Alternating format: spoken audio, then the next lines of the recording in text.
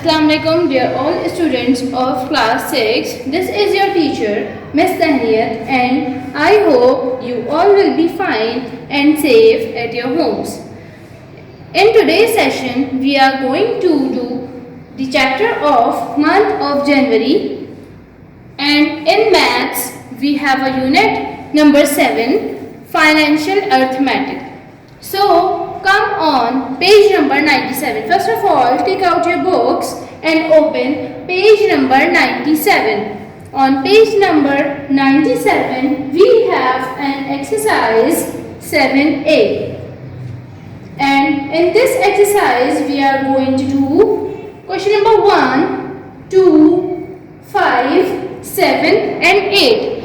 In this exercise, we will only do question number 1, 2, 5, 7 and 8. आप लोगों ने इस एक्सरसाइज में सिर्फ और सिर्फ 1, 2, 5, 7 एंड 8 क्वेश्चन आंसर्स अपनी कॉपी में करने हैं.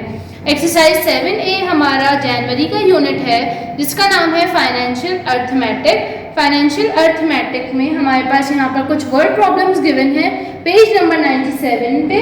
पेज नंबर 97 पे हमारे पास एक्सरसाइज 7a है जिसके हम ओनली 5 क्वेश्चंस करेंगे जो कि मैंने आप लोगों को बता दिए हैं, जिसमें से कुछ मैं आप लोगों को करवाऊंगी और कुछ आप लोगों ने खुद से सॉल्व करने होंगे. Now take out your books, take out page number 97, exercise 7a. Now I am moving towards the question number 1. If a bag containing 12 kg of basmati rice, एक बैग है, अगर एक बैग हम लें उसमें 12 kg बासमती राइस हैं, sales at ₹492. यहाँ पर इसकी सेलिंग प्राइस दी गई है. हमें यहाँ पर क्या मालूम करना, find the cost of 2 kg of rice. हमें यहाँ पर 2 kg राइस की कॉस्ट मालूम करनी है. नाउ क्वेश्चन नंबर 1 का सोल्यूशन मैं यहाँ पर डायरेक्टली सॉल्व करूँगी. मैंने आप लोगों को क्वेश्चन बताया जिसमें हमारे पास एक बैग है जिसमें 12 kg बासमती राइस है. 12 kg बासमती राइस की यहाँ पर हमें कॉस्ट बता दी गई है, सेलिंग प्राइस बता दी गई है 492. हम लिखेंगे प्राइस ऑफ 12 kg राइस, जो कि हमारे पास क्वेश्चन में भी गिवन है. 12 किलो राइस, 12 किलो बासमती चावल की जो कॉस्ट है, वो सेलिंग प्राइस है, वो 492 रुपीज़ है. अब हम यहाँ पे क्या फाइंड करेंगे, find the cost of 2 kg rice. हमें यहाँ पर क्या मालूम करनी है, कॉस्ट ऑफ 2 kg राइस. हमारे पास क्वेश्चन में 12 kg की कॉस्ट है 492 रुपीज़ और यहाँ पर हमें मालूम करनी है 2 kg राइस की. तो हम सिंपली यहाँ पर क्या करेंगे, 492 को डिवाइड करेंगे 12 से. 492 को डिवाइड करेंगे 12 से एंड मल्टीप्लाई करेंगे 2 से. 492 इसकी 12 kg की जो है वो सेलिंग प्राइस थी, 12 हमारे पास उसका kg था और हमें मालूम करना है 2 kg का, मतलब कि 2 किलो चावल की कॉस्ट क्या होगी. अब हम इसको क्रॉस मल्टीप्लाई करेंगे. पहले 2 1 are 2 एंड 2 6 are 12. ये क्रॉस मल्टीप्लाई हो रहे थे इजीली, दोनों इवन नंबर्स थे तो ये इजीली 2 के टेबल से कट हो गए. अब हम डिवाइड करेंगे 6 और 492 को. 6 यहाँ पर हमारे पास इवन नंबर है एंड 2 यहाँ पर वापस हमारे पास इवन नंबर है, तो ये इजीली आपस में 2 के टेबल से कट हो सकते हैं. 2 3 are 6 and 2 2 are 4, 2 4 are 8 and 2 6 are 12. 246 आया. Now you all can see 246 upon 3।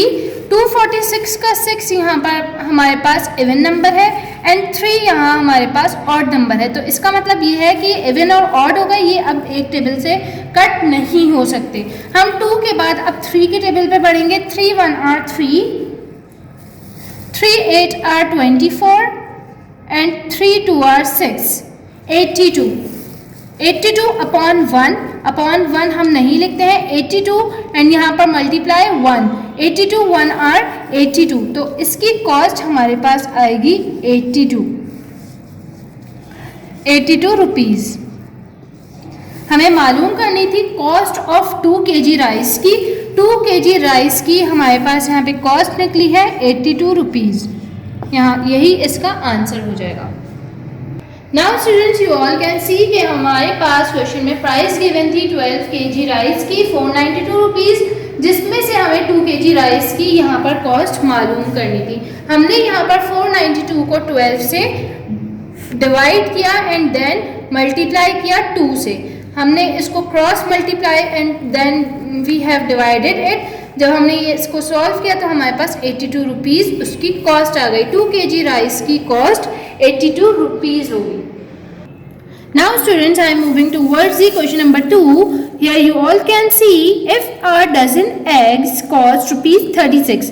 यहाँ पर बोला है कि अगर डजन एग्स की कॉस्ट रुपीज़ 36 होगी। डजन मतलब एक दर्जन। एक दर्जन में आप लोगों को पता होगा कि कितने आते हैं। एक दर्जन में हमारे पास 12 एग्स होंगे। यहाँ पर बोला है 12 एग्स की कॉस्ट 36 रुपीज़ है। Find the cost of 7 eggs. हमें यहाँ पर कॉस्ट मालूम करनी है 7 एग्स की। हमारे पास क्वेश्चन में कॉस्ट गिवन है 12 एग्स की। 12 एग्स 36 रुपीज़ के हैं, लेकिन हमें यहाँ पर मालूम करना है कॉस्ट ऑफ 7 एग्स। हमें यहाँ पर निकालनी है 7 एग्स की cost. Now students, I am moving towards the solution of question number 2। सबसे पहले हम इसका डाटा बनाएंगे। हमारे पास सबसे पहले गिवन था price of dozen eggs. Price of dozen eggs कितनी थी? 36। मतलब एक दर्जन अंडों की हमारे पास यहाँ पे जो प्राइस थी वो 36 रुपीज़ थी। अब हमें यहाँ पर निकालनी है 7 एग्स की। 7 एग्स की यहाँ पर हमें कॉस्ट निकालनी है। कॉस्ट ऑफ, आप लोग डाटा इजीली जो है वो अपने क्वेश्चन में से देख के बना सकते हैं। कॉस्ट ऑफ 7, हमें यहाँ पर कॉस्ट मालूम करनी है 7 एग्स की। उसी तरीके से हम कॉस्ट ऑफ 7 एग्स मालूम करने के लिए 36 डिवाइडेड बाय 12 करेंगे। 36 यहाँ पर हमारे पास कॉस्ट थी और डजन एग्स मतलब 12। डजन का मतलब होता है 12, तो हमने 36 को सबसे पहले डिवाइड करेंगे 12 से, then we will multiply it with 7। 36 divided by 12 multiply by 7। अब यहाँ पर हम इनको डिवाइड करेंगे। ये दोनों इवन है तो ये इजीली 2 के टेबल से हो जाएगा। 2 6 are 12, 2 1 are 2 and 2 8 are 16. 8 and 6. Again 2 3 are 6 and 2 9 are 18. 3 1 are 3 and 3 3 are 9. यहाँ पर हमारा आंसर आ रहा है 3/1। 1 आप लोगों को पता है हम नहीं लिखते हैं अपॉन में, तो इसका आंसर हम डायरेक्टली यहाँ पर इसको 3 को 7 से मल्टीप्लाई करेंगे। वैसे इसका आंसर हमारे पास आया है 3 मल्टीप्लाई बाय 7। 3 को हम 7 से मल्टीप्लाई करेंगे। 3 7 are 21. So the cost of 7 eggs is 21. Here it is the answer of question number 2. हमारे पास क्वेश्चन में गिवन था प्राइस गिवन थी डजन एग्स की 36 जिसमें से हमें 7 एग्स की कॉस्ट मालूम करनी थी। डजन एग्स मतलब 12, मतलब 12 अंडों की जो कॉस्ट थी वो 36 रुपीज़ थी, लेकिन हमें यहाँ पर 7 एग्स की मालूम करने के लिए कहा गया था, जिसमें से हमने 36 को डिवाइड किया 12 से, देन वी हैव मल्टीप्लाइड 7। सबसे पहले हम 36 और 12 को आपस में हमने डिवाइड किया। 36 का 6 और 12 का 2 जो था वो इवन थे, तो ईजिली 2 के टेबल से मल्टीप्लाई हो गए। फिर उसके बाद हमने उसके आंसर को जो कि 3 आया था, हमने मल्टीप्लाई किया 7 से। 3 7 are 21। So the cost of 7 eggs is 21 rupees. Now students, after question number 1 and 2, we will move towards the question number 5. Here you can see question number 5. If Afshin can read 39 pages of a book in half an hour, Afsheen जो है वो half an hour में 39 pages book के read करती है। How long will it take her to finish a book that is 1287 pages. और यहाँ पर हमसे पूछा गया है कि अगर वो उसको 1287 बुक्स पेजेस कंप्लीट करने होंगे तो वो कितना टाइम लेगी। यहाँ पर अफशीन हमारे पास 39 पेजेस, एक बुक के पेजेस है 39 जो कि वो हाफ आवर में पढ़ रही है। अब यहाँ पर हमारे पास फाइंड करने के लिए कहा गया है कि वो कितना टाइम लेगी एक बुक को ख़त्म करने के लिए जिसके पेजेस हैं 1287। Now students, you all have to do this question by yourself. ये क्वेश्चन आप लोग खुद से सॉल्व करेंगे, जैसे कि मैंने आप लोगों को क्वेश्चन नंबर 1 एंड 2 करवा दिया है, उसी मेथड को फॉलो करते हुए आप लोग इस क्वेश्चन को सॉल्व करेंगे। क्वेश्चन नंबर 1 था हमारे पास यहाँ पे, if a bag containing 12 kg of basmati rice. मैं यहाँ पर आप लोगों को दोबारा से 1 और 2 समझा रही हूँ, जिसका क्वेश्चन है question number 1, if a bag containing 12 kg of basmati rice sells at ₹492। यहाँ पर हमारे पास एक बासमती राइस का बैग था जो कि 12 किलो चावल थे, उसमें उसकी यहाँ पर सेलिंग प्राइस हमें दी गई है 492 रुपीज़। अब हमें यहाँ पर मालूम करना था cost of 2 kg of rice. यहाँ पर हमारे पास 12 kg की कॉस्ट गिवन थी 492, जिसमें से हमें मालूम करनी थी कि 2 किलो राइस की कॉस्ट क्या होगी। उसके लिए हमने यहाँ पर मल्टीप्लाई किया था 2 को, जो कि हमारी यहाँ पर 2 kg राइस की हमें कॉस्ट मालूम करनी थी। सबसे पहले हमने 492 को 12 से डिवाइड किया था, फिर हमारे पास जो 2 kg राइस गिवन है उसको मल्टीप्लाई किया था। इस तरीके से हमारे पास 2 kg राइस की कॉस्ट निकल आई थी। इसके बाद हमने question number 2, if a dozen eggs cost ₹36। यहाँ पर हमारे पास डजन एग्स थे जिसकी कॉस्ट 36 रुपीज़ थी। डजन एग्स मतलब एक दर्जन में हमारे पास 12 एग्स होते हैं। एक दर्जन मतलब 12, तो हमारे पास यहाँ पर 12 एग्स की कॉस्ट गिवन थी 36 रुपीज़, जिसमें से हमें कॉस्ट मालूम करनी थी 7 एग्स की। हमारे पास सिंपली यहाँ पर 12 डजन एग्स गिवन थे जिसकी 36 कॉस्ट थी, लेकिन हमें यहाँ पर क्वेश्चन में पूछा गया है कि 7 एग्स की कॉस्ट क्या होगी। उसको हमें फाइंड आउट करने के लिए सबसे पहले 36 को डिवाइड करवाया था 12 से, then we have multiplied it with 7, क्योंकि 36 और 12 हमारे पास गिवन था, लेकिन हमें मालूम करनी थी 7 एग्स की कॉस्ट, तो हमने उसको मल्टीप्लाई करवाया था। उसके बाद हमारे पास 7 एग्स की कॉस्ट ₹20, जिसकी कॉस्ट हमारे पास आई थी 21। यहाँ पर हमारे पास 7 एग्स की कॉस्ट 21 आई थी। हमने 36 को डिवाइड किया था 12 से, then we have multiplied it with 7, उसकी कॉस्ट हमारे पास 21 आई थी 7 एग्स की। नाउ क्वेश्चन नंबर 5, जो कि आप लोगों ने खुद से इसी मेथड को फॉलो करते हुए करना है। If Afsheen can read 39 pages of a book in half an hour, how long will it take her to finish a book that is 1287 pages। यहाँ पर हमारे पास जो वर्ड प्रॉब्लम गिवन है उसमें अफशीन जो है वो 39 पेजेस जो है बुक के वो हाफ आवर में पढ़ लेती है अगर, तो हमारे पास यहाँ पर आगे पूछा गया है कि 87 पेजेस वो कितनी देर में कंप्लीट करेगी। ये क्वेश्चन आप लोग खुद अपनी तरफ से you all will do this by yourself. Now I am moving towards the question number 7, which is a 6-liter jug of lemonade contain 1.6 liters of lemon juice. एक 6 लीटर जग है लेमनेड का, लेमन जूस का, जिसमें 1.6 litre जो है वो lemon juice है and the rest is water, और जिसमें से बाकी बचा हुआ वाटर है, मतलब पानी है। How much lemon juice does a 1.5 litre bottle of lemonade contain. यहाँ पर पूछा गया है 1.5 लीटर बॉटल जो है वो उसमें कितना लेमनेड शामिल होगा। Now students, I am moving towards the solution of question number 7.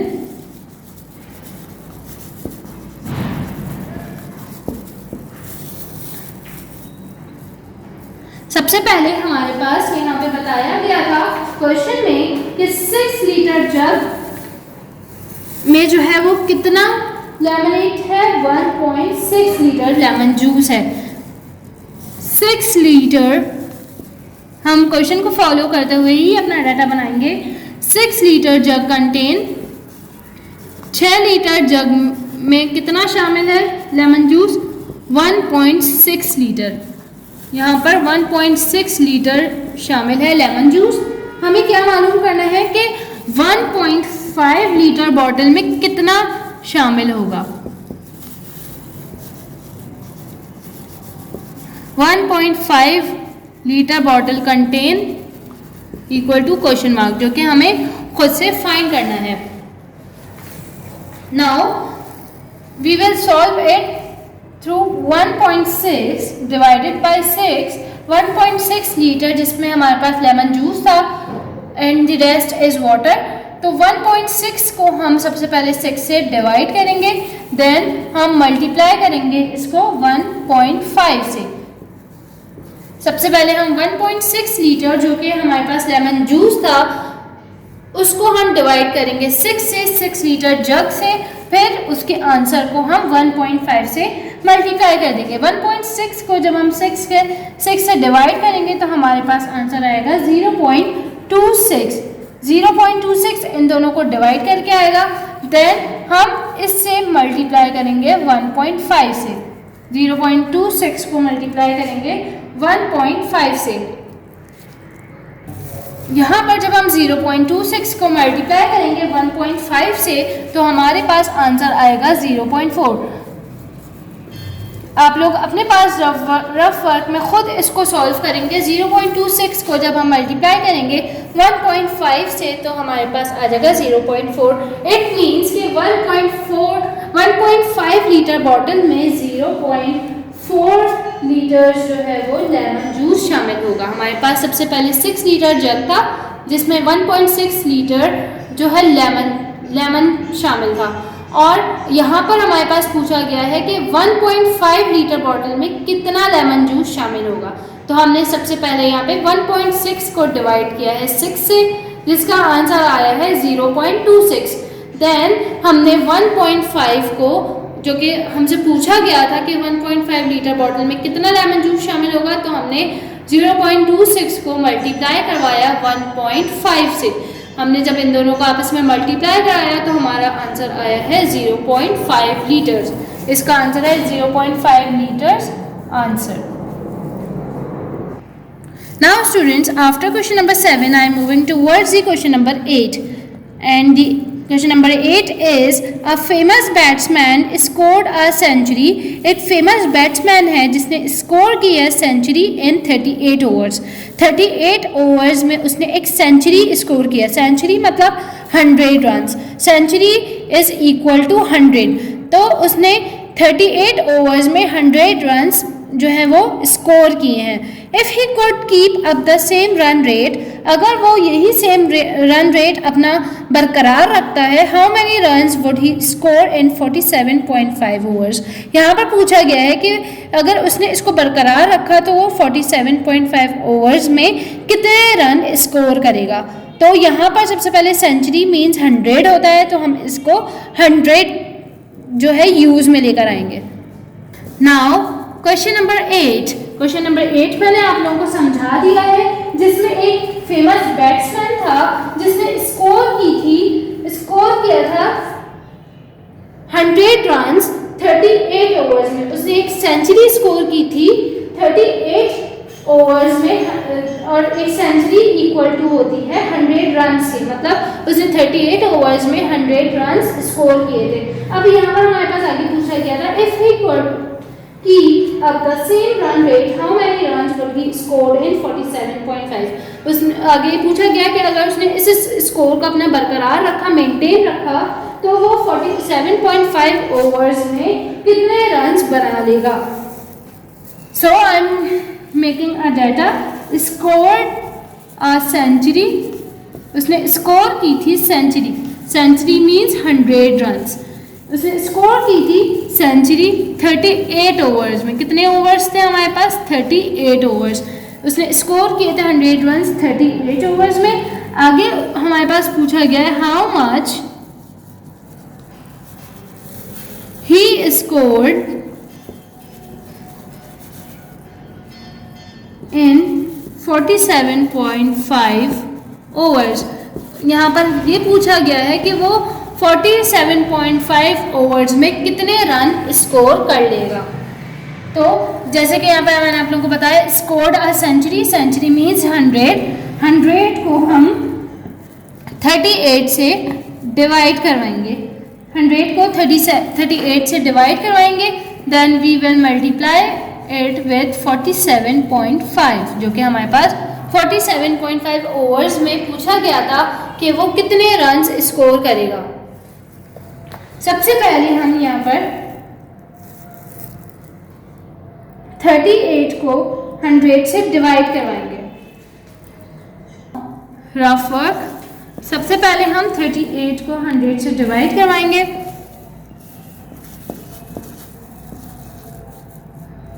$38 होता है, जो कि बहुत छोटा होगा, तो हम करेंगे 38 2 आर 76। फिर यहाँ पे हम माइनस करेंगे तो हमारे पास यहाँ बचेगा 24। चूंकि ये 24 38 से छोटा हो गया है, तो हम पॉइंट लगा के 0 लगाएंगे। पॉइंट लगा के हम यहाँ पर 0 बढ़ाएंगे, ये हो जाएगा 240। अब हम सबसे पहले ये देखेंगे कि 38 के टेबल में 240 कब आता है। 38 के टेबल में 240 नहीं आता, लेकिन उससे छोटा आता है 38 6 आर 228। अब इसको माइनस करेंगे, जब हम इसको माइनस कर देंगे तो ये आ जाएगा 12, जो कि 38 से छोटा हो गया है, तो हम यहाँ पर 0 लगाएंगे, एक और 0 बढ़ाएंगे, देन 38 3 आर 114। फिर इसको वापस माइनस करेंगे तो हमारे पास आ जाएगा 6।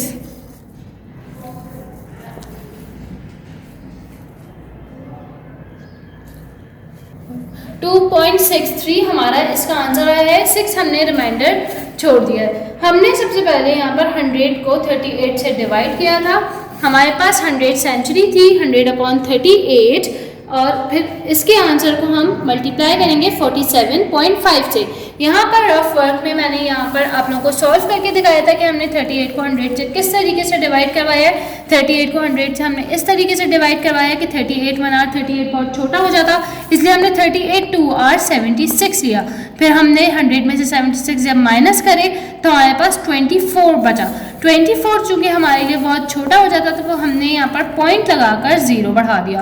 आप लोगों को ये अच्छी तरीके से बात पता होगी कि पॉइंट लगा के हम 0 अपनी मर्जी से बढ़ा सकते हैं। वैसे तो नॉर्मली हम 3 0 जो है वो यूज़ कर सकते हैं पॉइंट डेसिमल के बाद, लेकिन हमने यहाँ पर 2 यहाँ पर सिर्फ यूज़ करे हैं। फिर हमने जब यहाँ पर 0 बढ़ाया तो ये 240 हो गया। फिर हम देखेंगे कि 38 के टेबल में 240 आता है या नहीं आता। तो 38 के टेबल में 240 नहीं आता, लेकिन उससे छोटा आता है 228। फिर हम 38 को 6 से मल्टीप्लाई करेंगे तो 228 आ जाएगा। फिर हमने इसमें से माइनस किया तो 12 बचा। फिर 12 को फर्दर डिवाइड करने के लिए हमने 0 लगाया, जो कि हम पॉइंट के बाद ईजिली हम 2 और 3 जीरोस अपनी मर्जी से लगा सकते हैं, तो ये हो जाएगा 120। 120 38 के टेबल में नहीं आता, लेकिन उससे छोटा आता है 38 मल्टीप्लाई बाय 3 इक्वल टू 114। 114 को 120 में से माइनस करेंगे तो हमारा रिमाइंडर बच जाएगा 6। हम अपना आंसर 2.63 तक ही रखेंगे। अब यहाँ पर हम 2.63 जो कि हमारा आंसर है वो लिखेंगे। 100/38 का आंसर है 2.63। इसको हम मल्टीप्लाई करेंगे 47.5 से। इसको भी हम रफ वर्क में इजीली सॉल्व कर सकते हैं। नाउ स्टूडेंट्स, इधर रफ वर्क में मैं इसको मल्टीप्लाई करवा रही हूँ। 2.63 को हम